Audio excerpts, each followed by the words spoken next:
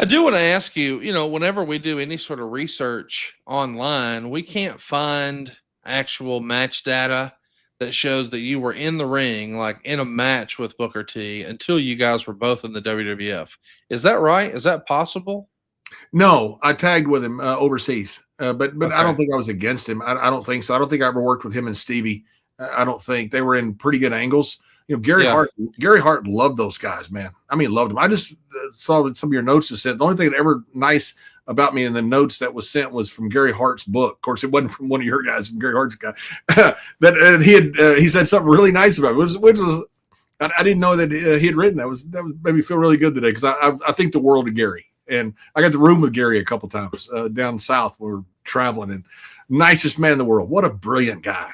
He always had the business blade, Sweet Lucy, underneath in the cigarette case. He had a blade in the bottom half of it, in case a fan ever, that man was he really was from the bad side of Chicago. We should talk about Gary Hart because he wrote about Booker T in his book. He said, after their debut in the GWF, Gary thought it would be a great idea to put the Ebony experience in a program with the Youngbloods, who were Ricky Romero's kids. Ricky and I always had a nice relationship, and I would do anything I could to help get his two boys over. But when Gray suggested that feud to me, I had to sit down with him. There are opponents here for the Youngbloods, but not the Ebony experience. Booker T and Stevie Ray look like they could kill anyone they encounter, and the Youngbloods are two flabby little kids. You want the people to buy this as a continuing feud? It's not even in the realm of possibility. However, Gray insisted the feud go on, so it did. From that moment on, I was on Booker T and Stevie Ray's case, telling them to send a tape to the WWF and WCW. I made it very clear to them that anything they could send out, they should keep my name off of, especially to Atlanta, because as far as the office was concerned, having me as their manager might be more of a hindrance than a help. They took my advice, both sent tapes out, and got hired in WCW as Harlem Heat. What do you think of that? Do you think that was too harsh of a response from Gary Hart to say, man, if they don't see the value in pushing you or promoting you right, send those tapes out? Clearly it worked for Harlem Heat. I mean, Booker T and Stevie Ray are better served for having been in WCW, but what do you make of this advice that Gary was doling out here based on believability?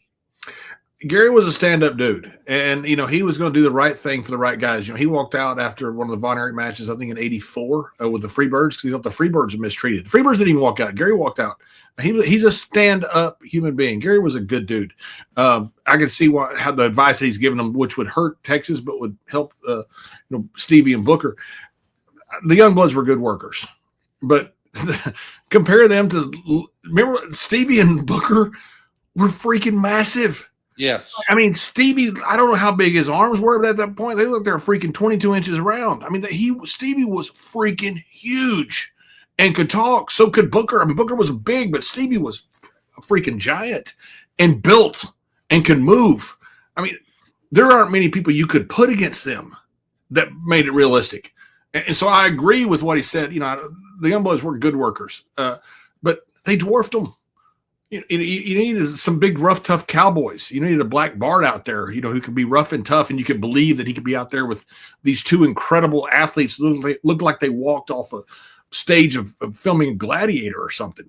At least walked off an NFL football field. I mean, it was tough when you had guys that looked like this, especially in basically an independent, which Sportsdome was at the time, I guess you'd probably have to say. Not many guys you can put them with. There's not much believable you can do with those guys because they look so freaking good. Gary Hart wrote about you in his book, as you mentioned, and I want to read what he said. He said, I was drawn to any young talent that I saw something special in. For example, when John LAYFIELD first walked into the dressing room and I saw him, I told him if I was only 20 years younger, I would come out of retirement and you and I would make a fortune together. With John, I just knew he had it by looking at him. A guy like me can literally see when they walk through the door. Also knew his tag team partner, Bobby Duncombe Jr., very well because I managed his father, blah, blah, blah, blah, blah. But it was pretty nice to hear him say that you had it. What was your first impression of Gary Hart? I don't think, he wasn't in WCW on TV very long. So if you didn't grow up as a as a world-class fan or some of the other territories, if you just grew up as a WWF guy or a WCW kid, you probably didn't see much Gary at all. Tell us why you enjoyed Gary's work so much. Because I grew up as a world-class fan. And so I saw him through all the years with Kabuki. We brought Kabuki in. Man, that was game-changing. That's when the business really started taking off in Dallas, was when Gary Hart brought Kabuki in. That was the first leg. Then when the Freebirds come in against the Von Erich boys, that's when it took off. But Gary Hart and Kabuki was the first one that started making the territory rise. And Gary was in everything. Gary was all over TV. So when I got to meet Gary, it was literally meeting one of your idols. And he was so nice to me. It was just shocking. Gary was just the nicest man. Like I say, I roomed with him a couple times. I rode with him. It was so awesome. I just remember sitting there sometimes thinking, I'm riding with Gary Hart. I just wanted to call somebody, but that's before he had cell phones. Were you able to watch WCW when they get first signed to WCW, the Harlem Heat, I mean? Yeah, I did. Absolutely. Yeah. Now Booker and I had gone to Japan and Korea a couple times together first, so we had a lot more history there before they ended up going to WCW. Stevie didn't go. Stevie was, I don't know for what reason, it was just Booker booked. And I think Stevie went, but he didn't go the tours that I went. So when you're watching them make their WCW debut, I'm sure you've at least heard the original creative had them coming out in chains with Colonel Robert Parker, who's dressed like a damn plantation owner. Yeah. Obviously, somebody thought better of that, and they cut it. But still, the presentation of them in Harlem Heat, them with Colonel Robert Parker, or them with Sherry, it feels like their managers were often, I don't know, kind of out of left field, unnecessary. What did you think of their WCW presentation compared to what you had seen in Global? They liked Sherry, and of course, you like Colonel Parker. They weren't with him that long. They really liked Sherry. But from what I talked to Booker about, she was very nice. She's a legend. She was terrific at her job. I thought it was out of place. And these boys both could talk. I mean, there's no reason to have a manager. Yes. Booker does commentary now, and Stevie could talk as well. But they both could do incredible promos. I mean, they drew money in Dallas, and that was almost impossible. They were one of the only group of guys, anything, that drew money.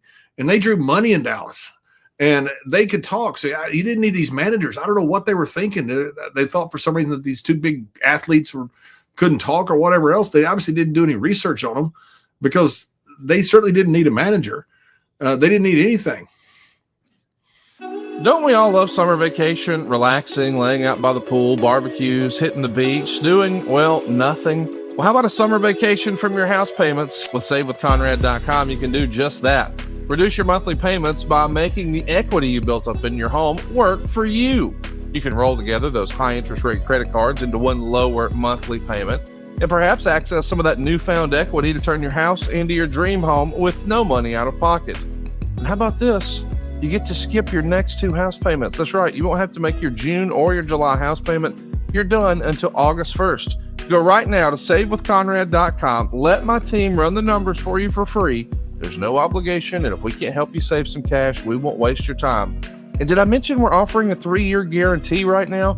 That's right. That means if at any point interest rates improve over the next 3 years, you get a free refi. That's right. No new lender fees from us. So you get to save money now without wasting money later when the rates improve on a whole second set of closing costs. Why not go to SaveWithConrad.com and get a guarantee? Save money now and save money later with your friend in the mortgage business. That's me, Conrad Thompson at SaveWithConrad.com. Shoot me an email at Conrad@SaveWithConrad.com. Give us a call at 888-425-0105 or get yourself a quick quote. Even talk to a live person right now at SaveWithConrad.com. NMLS number 2129, equal housing lender. Let's take a summer vacation from house payments at SaveWithConrad.com.